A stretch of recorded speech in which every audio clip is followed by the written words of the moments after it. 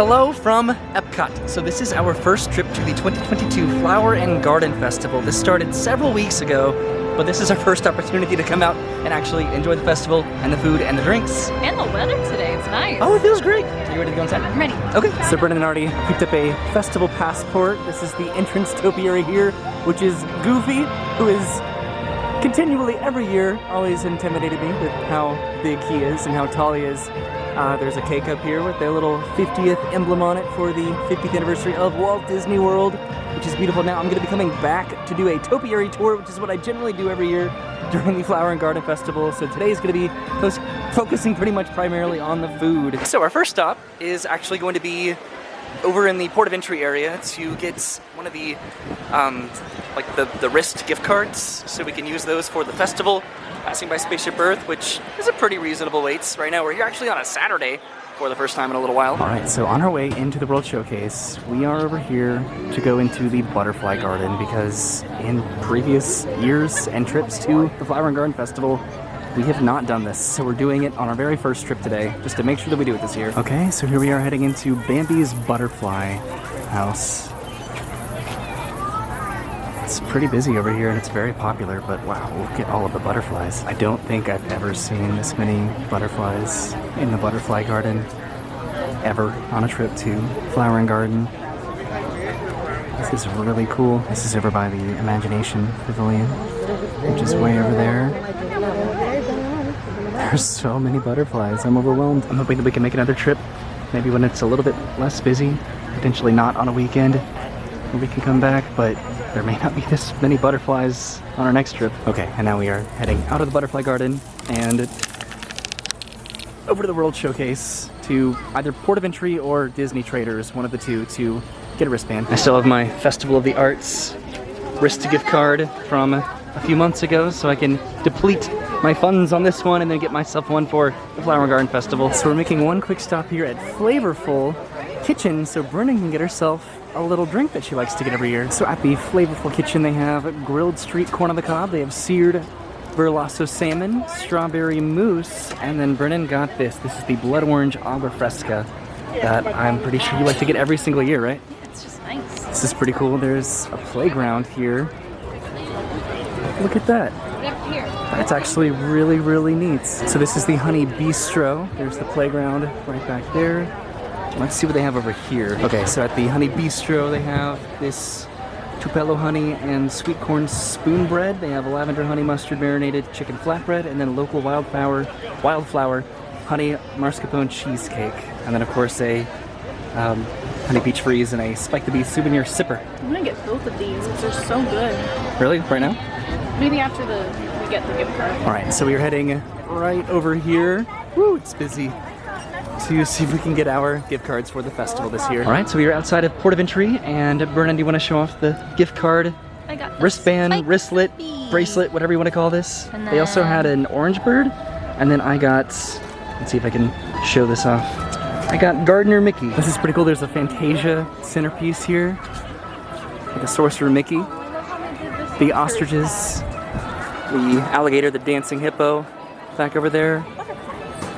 Some butterflies got loose. Okay, we're heading towards Mexico. I think we're gonna start in this direction this year. Okay, so we're gonna go over here to Trowel and Trellis and see what's on the menu over there. Also, Brennan, are you enjoying your beverage there? I love this, and there's like a few other non-alcoholic versions of things this year, which I'm excited about because I want more of that stuff. All right, so at Trowel and Trellis, they have grilled baby vegetables, they have impossible sausage and kale soup, they have boneless impossible Korean short rib, and chocolate cake, which all does look very tempting, but I don't know, maybe not this trip right now.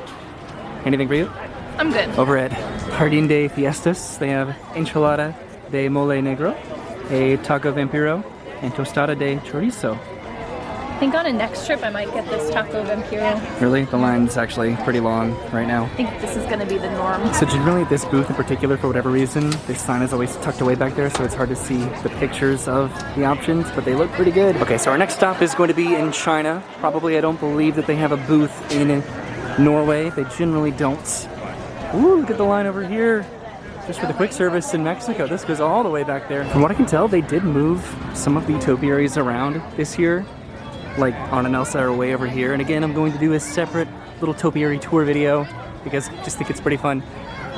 But it's pretty cool that they move them around because a lot of times they just put them in the same generic locations every single year. Okay, so here we are over in China, trying to find the line somewhere. I haven't had any food yet, and crab wonton. Oh, cool. I'm hungry, so I'm absolutely gonna be getting some food here. All right, so we just got out of line over here at the Lotus House in China. They have the spicy mala chicken skewer, the house-made cheesy crab wontons, and then also this rose bubble milk tea. But I ended up getting this right here, this Marco boba. Brennan got this, and then I actually got both. So here are my rangoons and my chicken. They're Brennan's rangoons. There's her drink that she's still working on. And then this is my alcoholic Marco boba tea, which has, what is this? It has amaretto, iced coffee, milk, and boba. And it's, what, are you gonna try your crab rangoons there? Yeah, they're always so good. Oh my god. Oh no. Oh no. Oh no. No. Is it good? Always. Okay, which one are you gonna start with? I'm gonna start with the chicken, I think.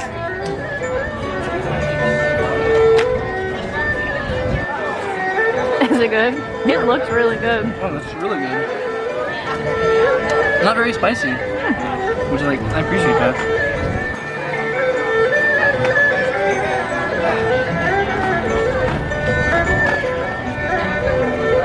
Oh my god. Is that nice? Yeah. It's like so like creamy and like rich and chocolatey. Did not expect that. That was really good. I guess I'll try this too.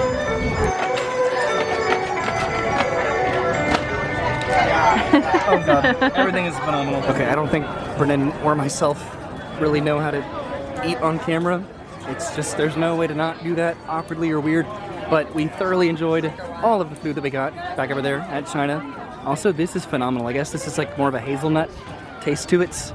It's great. Over here in the African outpost, there's a pineapple skewer at the refreshment outpost, and we're heading over towards Germany, way over there. Over here in Germany is the Bauern Market. Let's see what food options they have over here, if it's consistent with what it has been in previous years, or if there's anything new. So the line is quite long over here, but at the Bauern Market, farmer's market, they have potato pancakes, potato pancake, another potato pancake, I guess. So there's one with house-made applesauce, and then caramelized ham, onions, and herb sour cream. I usually get. It's really good, but it's really filling, so I'm gonna They have a toasted pretzel bread. That's what I generally like to get here as well. And then, of course, warm cheese strudel. That is phenomenal down there. All right, so we're heading through Germany, which looks to be quite busy over here. It's busy today, but honestly, it's actually really pleasant.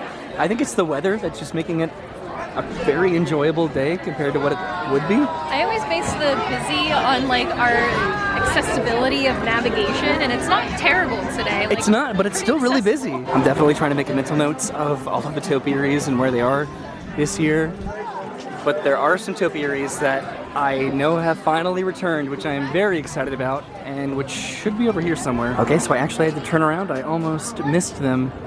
These dwarves have been gone for several years, and they finally brought them all back. I have missed the 7 dwarves so much. The new and it's improved just been ones. Dopey and Snow White for the past several years, and they're all different now too, but at least they're back. Okay, we came over to the train station because I wanted to see if they had the little flower and garden banners on the really lampposts there in the little town over here by the train station, and they totally do, which is really cool. All right, so next up is the Primavera Kitchen. We have the arancini, the ravioli alla bosciola, and then the bomboloni, which all of this has always consistently been delicious, but of course it is just crazy expensive. But it's worth it because it's good. Epcot always looks so beautiful during the Flower and Garden Festival. Just all of the flowers and topiaries just add to the general aesthetic of how pretty Epcot is in general. So we've made it to the American Adventure, and there's the Magnolia Terrace booth straight ahead. We're both a little bit nervous because we waited like 45 minutes during our first trip to the Festival of the Arts several months ago. So hopefully we don't wait that long over here. Looks okay. So this is pretty pleasant. There's literally nobody here at all. But here at the Magnolia Terrace, they have southern seafood boil. They have a spicy chicken gumbo. They have grilled oysters, house-made boudin bites, and then pecan praline. Okay, so that was one of the quickest experiences that we've ever had at the American Adventure booth. Brennan, what'd you get there? I got the boudin bites. They Look look at pretty that. good. Woo! Yum. And then I got the oysters. as well as this. Now this is interesting. This is the pecan praline, and it's like a cookie. And I think that I've had this before, and it was made fresh and ready to eat. Am I remembering that like correctly? I don't remember. I don't know, but I already broke it. I'm sure it's still gonna be pretty good. I'm gonna have to go back and like look at previous videos to see what it was like before. Are you ready to take a bite though? I am. I'm gonna screw myself over by getting this because this is just so heavy. I'm gonna fill up immediately. But when I saw they had this year, I really wanted to get it. Ah! I completely missed my mouth. What the heck? Oh no. Stage fright. Mmm. Is it good? Oh yeah. You know, once I got it in my mouth. All right, so I have my tiny little bottle of Tabasco sauce. I love which these I'm little going like to... Tabasco bottles because we used to have like a giant collection of them from MREs and stuff. Really? Yeah. We're gonna add just like a tiny little drop to all of my oysters here. Okay. Should I just like slurp it? Should I just go for it? Slurp it. All right, you ready? Yeah. All right.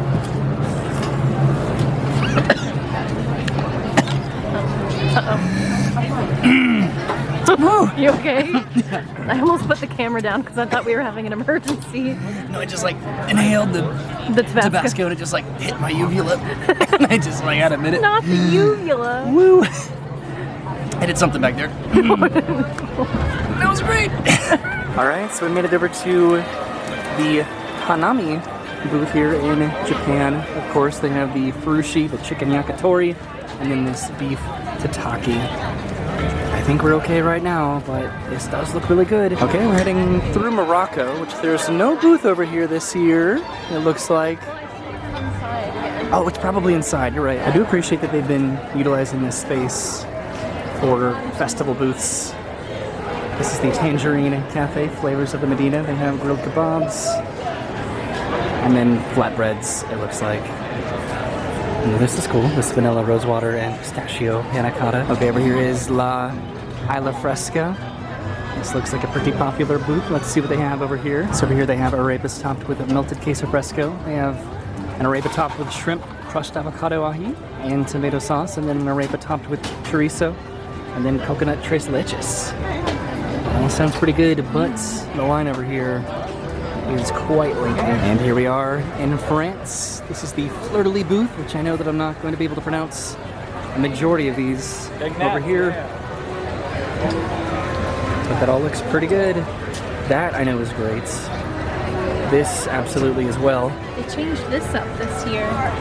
Usually this is like a flat tart. It's like a croissant this year. Really? Yeah. Okay, so we're gonna go ahead and get in line for this, and I think I am going to get that croissant. It looks really good. Okay, so we did not wait very long whatsoever in that line, and we both ended up getting the croissant with the goat cheese, the herbs and the roasted garlic, and then I got this. This is the very raspberry rosé. Yeah. And I think it's a pretty generous pour too. You gonna go for it? Oh man. Is it good? That's fabulous. Mmm. Is it filled? Oh, neat. Mm-hmm. Oh, with goat cheese. Duh. Okay, should I try the croissant or the wine? The croissant and then the wine. Okay.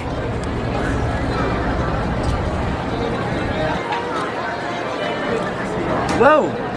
That's delightful. See? If you really like goat cheese, this croissant is perfect. Wow. It's like a little bit dry, but like the raspberry makes it like sweet. I don't know, it's really good. You're a connoisseur. I am a, what do you call them? Sommelier. Yes. So I'm trying not to fixate on topiaries too much, but way over there, there's a Lumiere and Cogsworth topiary, and I'm pretty positive that those haven't been here in a long time. Similarly to the doors over there, so it's cool to have a lot of these topiaries back. Okay, we're heading across the bridge over to the United Kingdom. We're getting pretty close to the end of our trip today, and I'm feeling very satisfied. We've had a lot of good food today in very good portions. Okay, we're heading through the United Kingdom, and there is a booth over here, the Cider House booth, straight ahead. Okay, so over here they have this BLT scone, and then a dark raspberry tart. And all of these drinks actually look really good. I'm gonna have to come back for one of these. Cool, okay. So these are all sweet options, which is sort of surprising. would like it, but I'm definitely curious about the BLT scone. Alright, so for whatever reason I thought the scone back there was a cookie, which is why I said that booth had sweet options. I don't know, I got nervous. So this is the Northern Bloom booth over here in Canada. They have the seared scallops, the beef tenderloin tips, and the griddled maple pound cake, which all of this is phenomenal. But what I think I might actually get right now is this blueberry fruit beer down here. The line doesn't look too unmanageable over here. It's a little bit lengthy, but it's not bad. Okay, so this is the blueberry beer. This is the 6-ounce pour, I'm pretty sure. So let's see how it tastes.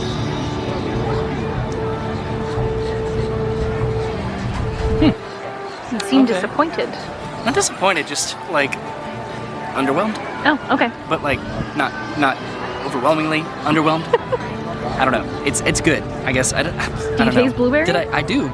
Did I want juice? I probably just wanted juice. I just drank this and I was like, oh, beer. But I'm like, that's what I ordered. What the heck? It's still good. It is getting really hot today, so I got Brennan a Powerade right there to try to stay somewhat electrolyted on a hot day like this. Right here, this is the Citrus Blossom, where they have the crispy mojo marinated pork belly, the tuna tataki bowl, and then a grapefruit tart, as well as that orange lemon smoothie souvenir orange bird sipper cup.